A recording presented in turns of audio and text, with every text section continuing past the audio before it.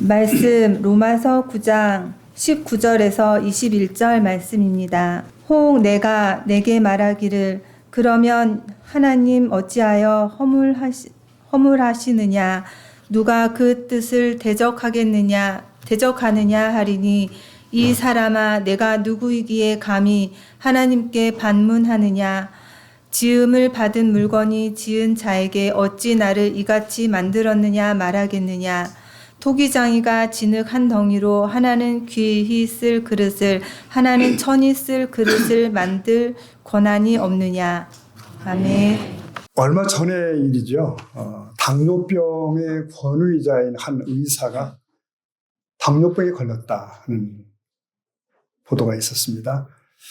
그의 심적 고통이 어땠겠나 싶습니다. 자신은 남의 당뇨병을 고치는 전문가가 권위가 있는데 막상 자신이 또 그 병에 걸리니 얼마나 난감했겠나 싶었습니다. 위대한 전도자 사도 바울을 우리는 압니다. 그는 1세기의 가장 유능한 전도자요 선교사였습니다. 가는 곳마다 예수를 믿어 구원받는다는 복음을 선포했습니다. 무지한 이방인들이 돌아오고 교만한 헬라인들이 그 복음 앞에 굴복을 했습니다. 그래서 각처에 교회를 세우죠. 그러나 그의 가슴 속에 마치 체증처럼 걸려있는 것이 있었습니다. 뭘까요? 바로 자기 동족들입니다. 바울은 동족들을 사랑했어요. 그들은 자기 자신과도 같아요. 그런데 그들이 복음을 받지 않습니다. 자, 우리 중에도 그런 분들이 있을 수 있죠. 나는 예수 믿고 교회 생활을 하는데 내 형제들, 친척들은 예수를 안 믿어요. 비난만 해. 나는 동네 전도도 하고 전도리도 때로 돌릴 수 있지만 해외 선교를 위해 헌금도 기도도 하는데 막상 내 곁에 저들은 안 한단 말이에요. 안 믿는단 말이죠. 바울은 자기 자신이 주님으로부터 끊어질지라도 동족들의 구원을 소원했습니다. 사실 그러한 절박한 심정이 우리에게 다시 회복될 수 있기를 축원합니다.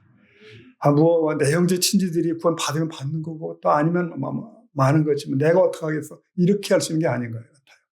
하나님께서 포기하지 않는 한 이들을 내가 포기할 수는 없습니다. 자, 이제 바울은 그 심정으로 자기 동족들에게 호소하는 겁니다. 여러분, 버려야 할 그것을 버리십시오. 뭘까요? 바로 선민의식이에요. 선민의식.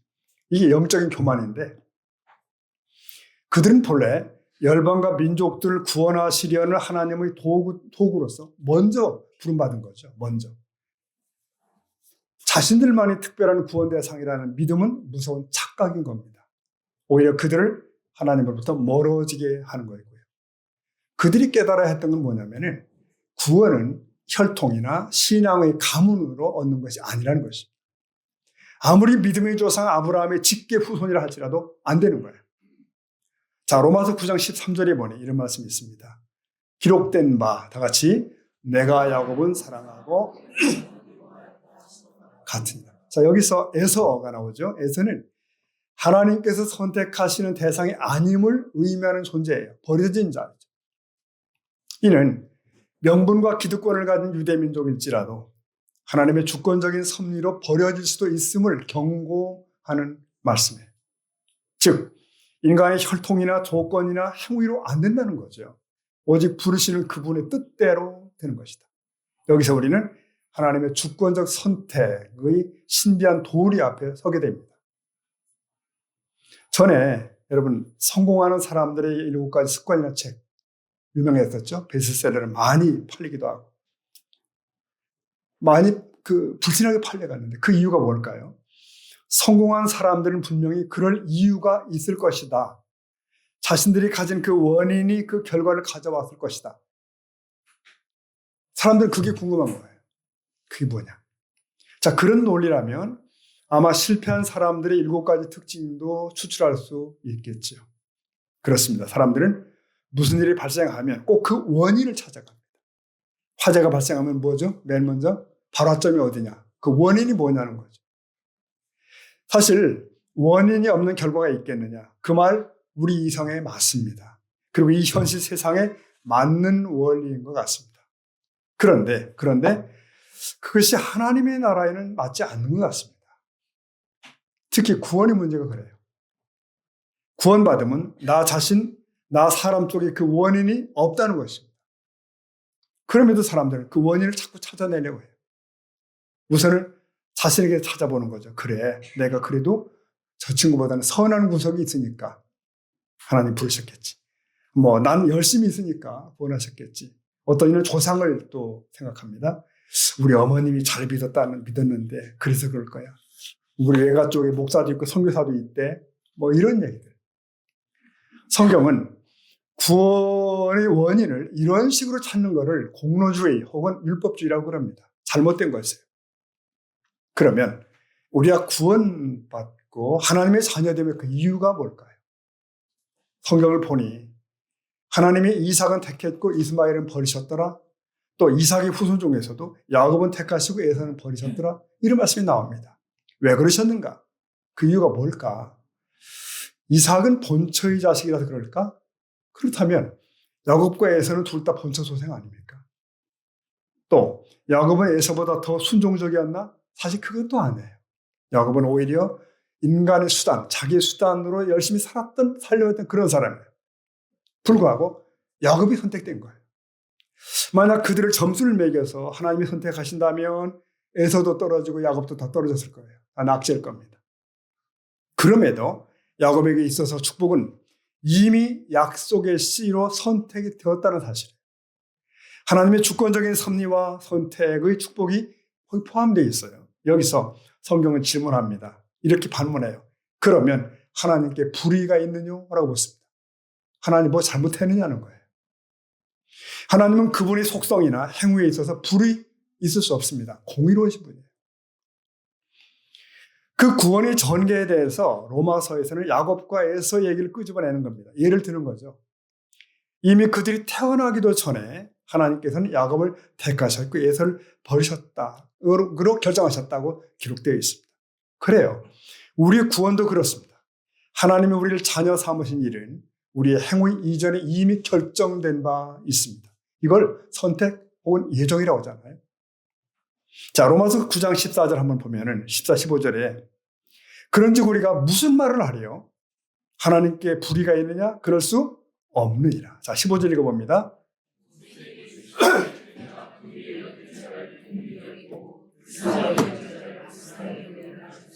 네, 이 모세에게 주신 말씀인데 내가 긍휼히 여길 자를 어떻게 해요? 긍휼히 여기고 불쌍히 여길 자는 불쌍히 여길 거야 라고 말씀하신 거예요. 자, 이 말씀 출애굽기 33장의 상황을 좀 말씀을 드리면 모세는 하나님 앞에서 큰 은혜를 목격하게 됩니다. 뭐냐면 이스라엘 백성들이 금송아지를 만들고 우상을 숭배하는 큰 죄악을 범했잖아요. 근데 결과적으로 그럼에도 하나님께서 그들을 멸하지 않으시고 용서를 하셨다는 거예요. 자, 이에 대해서 모세는 아니 애굽을 용서치 않으신 하나님께서 어떻게 이 백성은 용서하셨습니까? 라고 질문을 한 겁니다. 이때 하나님의 답변이 그거예요. 19절에 나는 은혜 베풀 자에게 은혜 베풀고 긍휼히 여길 자에게 긍휼을 베푸는 그런 하나님이라는 거예요. 하나님 자신을 기뻐하시는 뜻 외에 딴 거 없어요. 이유가 없어. 그는 스스로 있는 분이십니다.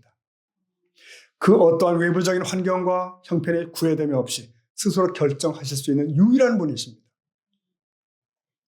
따라서 하나님이 어떤 사람에게 은총을 베푸시고 선택하는 것은 자신의 뜻, 그분의 뜻이라는 그 작정 외에 또 다른 이유는 사실 없는 것입니다. 자, 이런 교리는 사실 우리를 좀 당황케 합니다. 도대체 이게 말이 되나? 구원이 하나님의 선택에 달려있다. 그럼 누구는 택하고 누구는 외면되었다? 누구는 천당이고 누구는 지옥이라는 건데 이쪽을 선택, 저쪽을 버림? 이게 말도 안 되는 것 같지 않습니까? 불공평한 것 같아요. 그러나 성경의 가르침은 단호해서 양보를 하지 않습니다.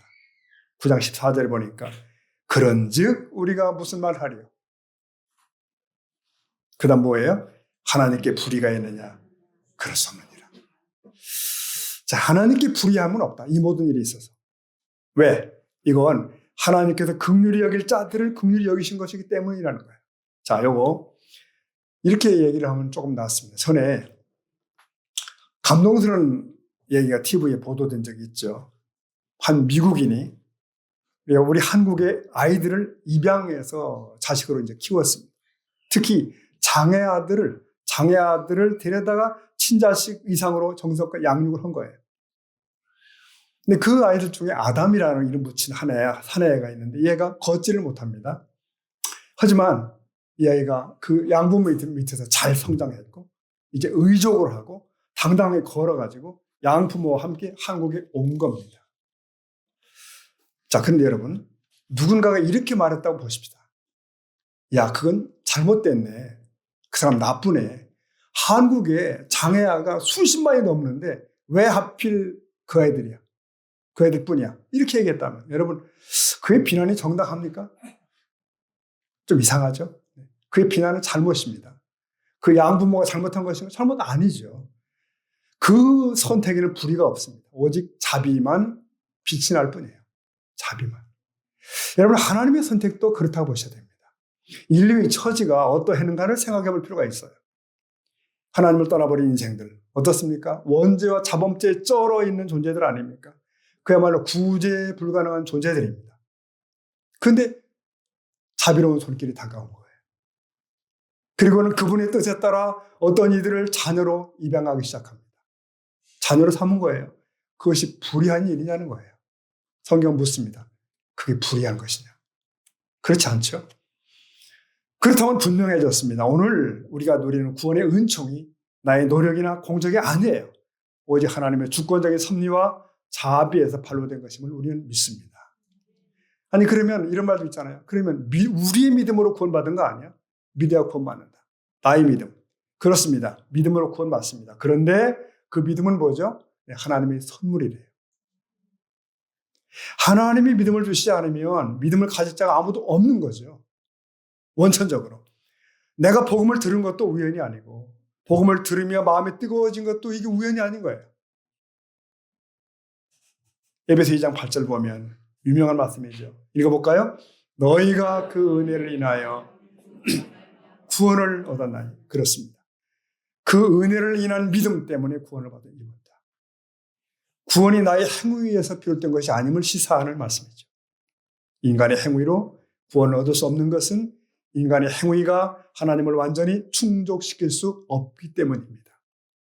그러기에 구원은 하나님의 뭐죠? 선물입니다. 선물일 수밖에 없어요. 인간은 그것에 대해 더 이상 자랑할 말이 없습니다. 만약 하나님께서 값없이 은혜를 주시지 않았다면, 이 은혜를 주시지 않았다면 우리 중 아무도 이 시간 여기에 없습니다. 저도 여기 없습니다. 하나님의 복을 누릴 수가 없습니다. 그러면 자, 하나님께 선택된 자인지 아닌지를 또 어떻게 아나?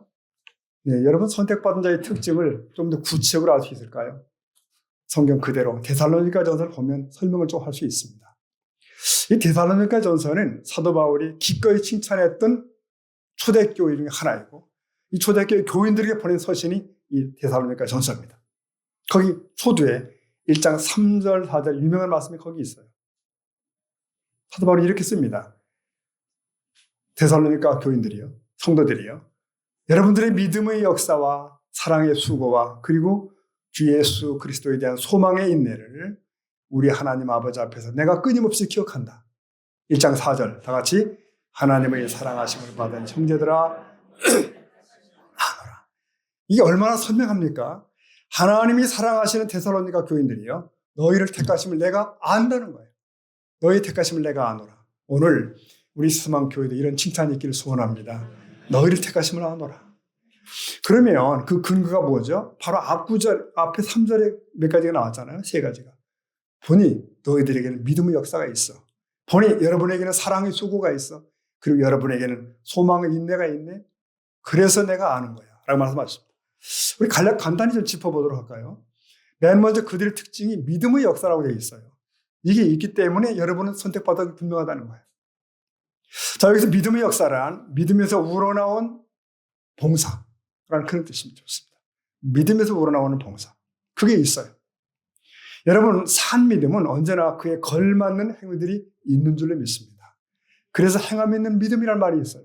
행함 있는 믿음. 우선 하나님의 말씀에 대한 반응이 있는 겁니다. 그 말씀이 믿어져요. 그리고 순종하고 싶어져요. 이 틀림없이 그런 선택된 사람이에요. 어떤 이는 여러분 성경을 연구합니다. 평생. 그것으로 박사학위를 받았고 그는 고대 문서를 연구하는 학자이고 교수입니다. 그것으로 밥 먹고 삽니다. 근데 그 말씀을 믿지 않아요. 이게 많은 지금 서구 신학교들의 현실입니다.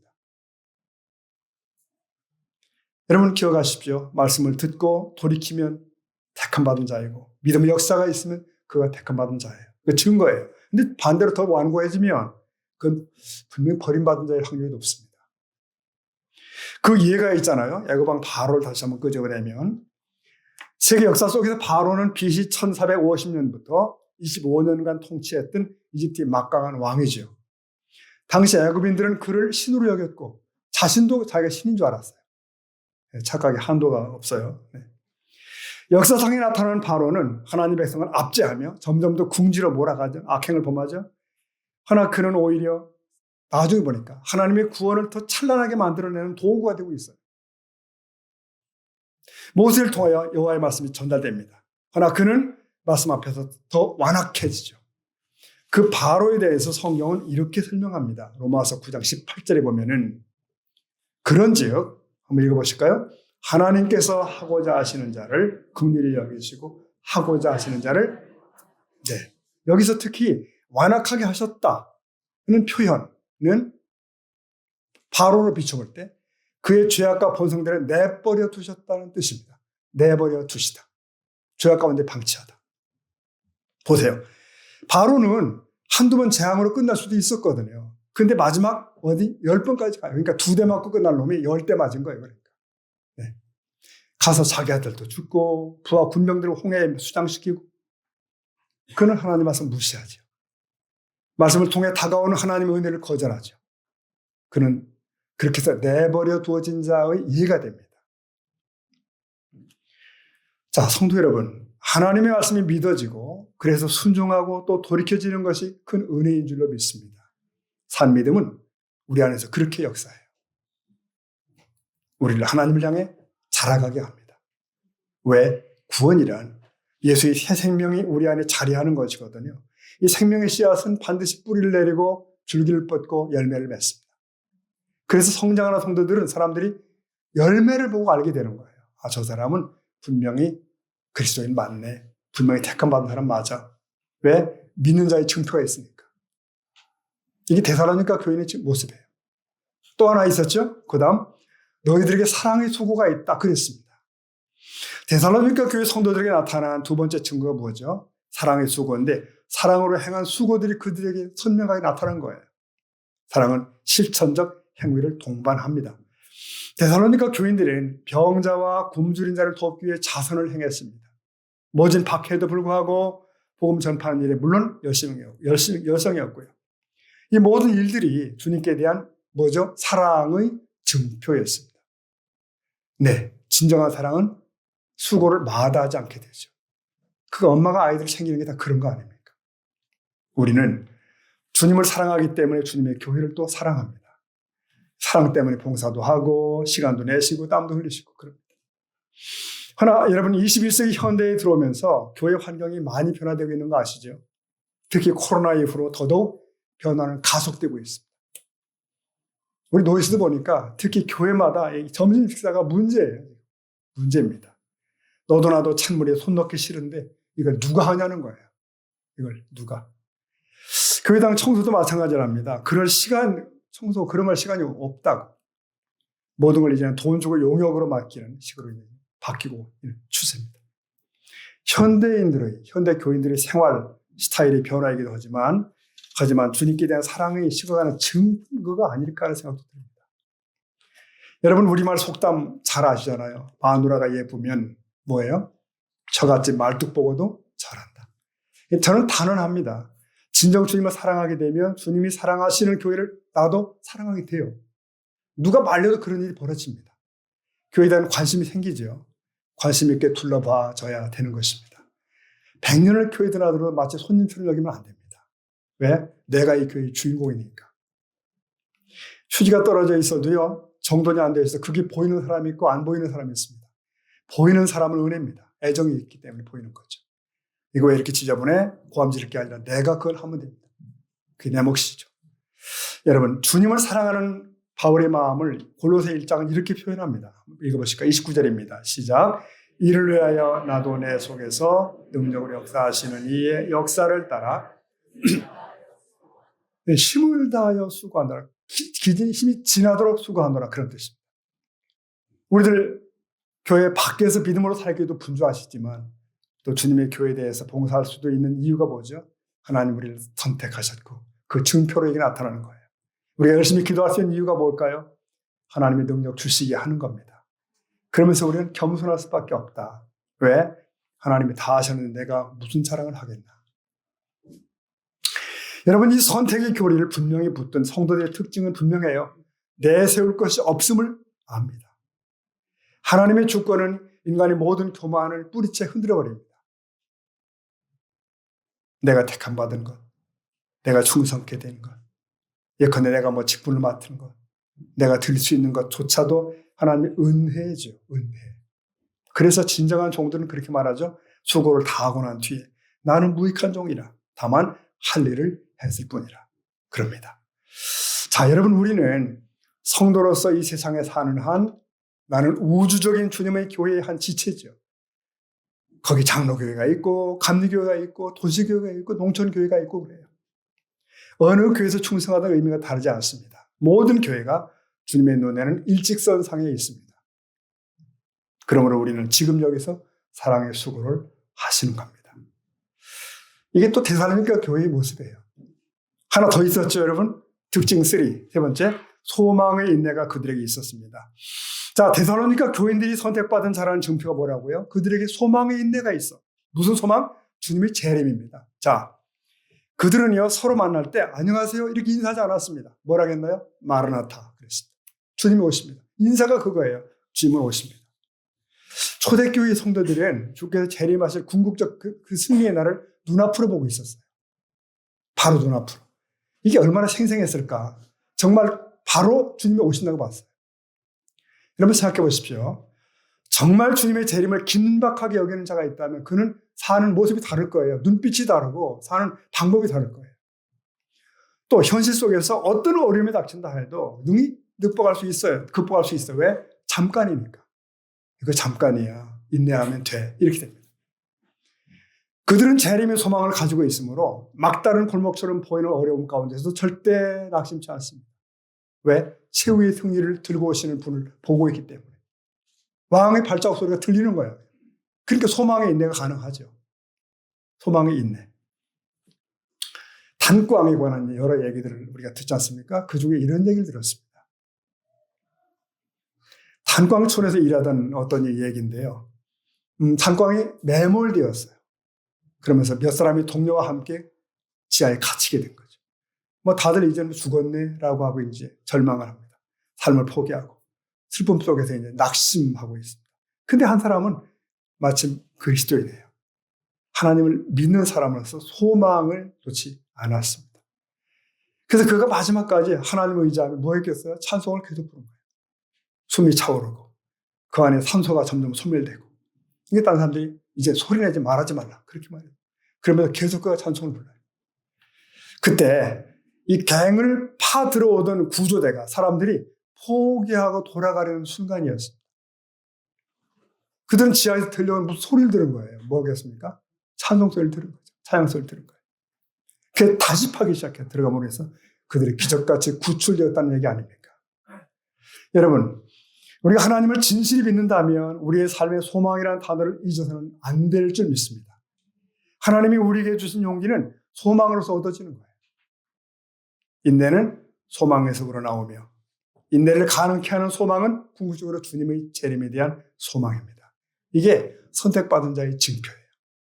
그들의 삶은 소망 가운데 인내합니다. 재림에 대한 분명한 소망, 그것은 우리를 새롭게 하는 줄 믿습니다. 그리고 인내케 합니다. 자, 다시 한번 좀 돌아가 보겠습니다. 성도 여러분, 나의 구원이 나의 행위가 아닌 하나님의 행위였다는 사실만큼 감격이 있을까요? 얼마나 든든합니까? 구원을 설명하는 이 하나님 주권 교리는 우리의 인생길에도 영향을 미칩니다. 하나님은 내게 어떻게 행하시는가를 알려주는 키예요. 열쇠예요. 여전히 그는 절대 주권과 선하신 섭리를 가지고 내 인생에 개입하신다는 거죠. 이 사실 설명교에서 본문 토기장의 비유가 성경에 삽입이 된 거예요. 로마서 9장 19절이었죠. 혹 네가 내게 말하기를 그러면 하나님이 어찌하여 허물하시냐 누가 그 뜻을 대적하느냐 하리니. 20절 다시 볼까요? 시작. 이 사람아 내가 누구에게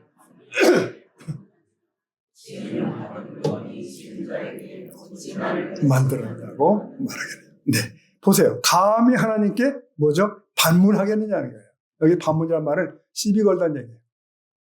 타박하다. 하나님께 시비 걸겠냐는 거예요. 가지고 인간이 자신의 존재론적 위치를 망각하면 이렇게 됩니다.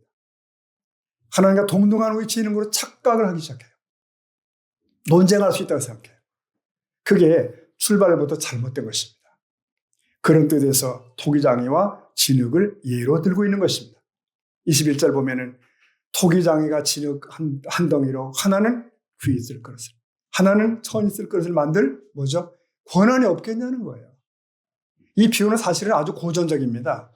이미 BC 8세기에 이사야를 통해서 이스라엘 백성에게 주셨던 그 말씀이 다시 나오는 거예요. 토기장이는 진흙을 빚어서 자기 의도대로, 자기 뜻대로 그릇을 만드는 자입니다. 하물며 나 여호와가 내 백성의 역사를 주관하지 않겠느냐? 라고 물으시는 거예요. 맞습니다. 토기장이는 우선 진흙을 선택할 수 있어요. 어디서든 간에. 또 으깨고 곱게 부술 수 있습니다. 그리고 이 그릇을 만들 때에도 마음대로죠. 큰 그릇도 만들고 작은 그릇도 만들고 예쁜 그릇도 만들고 투박하기도 만들고 때로는 도중에 깨뜨려 버리기도 합니다. 그 누가 뭐라고 하겠어요? 왜 그러냐고 하겠어요? 그분만 아십니다. 그분은 지금 작품을 만들기 원하시는 겁니다. 작품. 그래요. 토기장이와 질그릇의 관계처럼 인간의 존재는 하나님의 주권적인 손길이 달려 있습니다. 여기서 헛된 운명론이나 하나님에 대한 원망에 빠질 필요가 없어요. 왜? 그분은 자비로우신 우리의 아버지이신 줄 믿습니다. 아버지이세요. 아버지 하나님의 택장함을 믿는 자.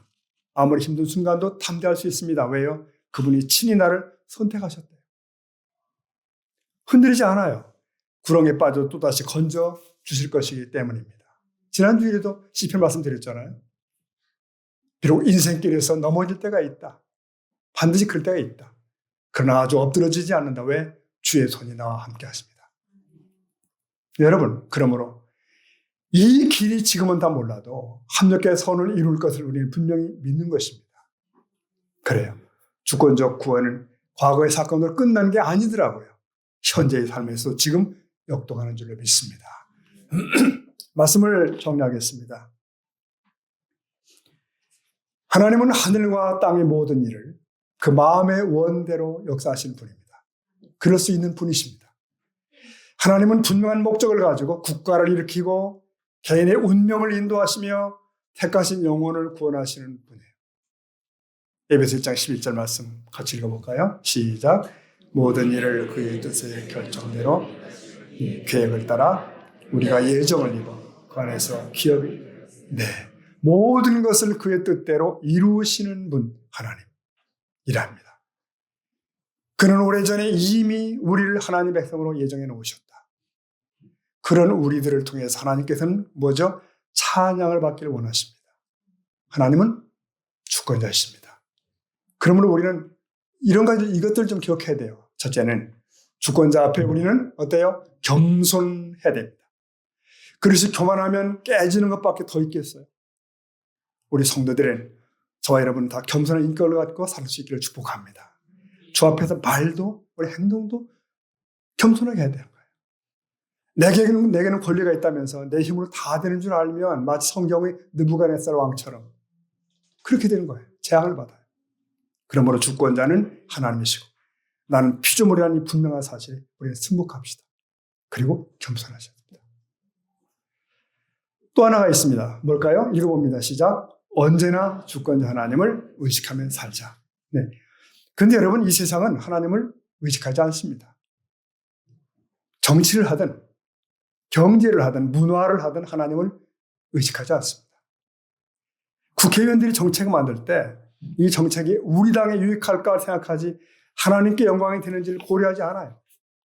세상 사람들이 인생 계획을 세울 때 이렇게 하면 하나님이 기뻐하실까를 고려하지 않습니다. 주권자를 무시하고 전혀 고려하지 않는 거예요. 그러나 우리 성도들은 모든 일에 하나님을 고려하며 사시기를 축원합니다. 나는 혹시 하나님의 자리를 차지하는 거 아닐까? 나의 말은 하나님의 기쁨을 가로채는 거 아닐까?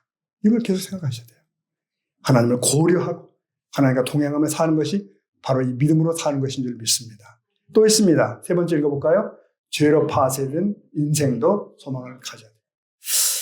자, 죄로 말미암아 내 인생이 망가지고 파괴되어도 스스로 포기하지 않는다. 스스로 포기하는 건 교만입니다.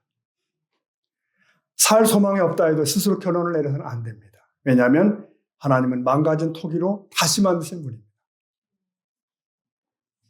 전혀 다른 것을 만드실 능력이 있습니다.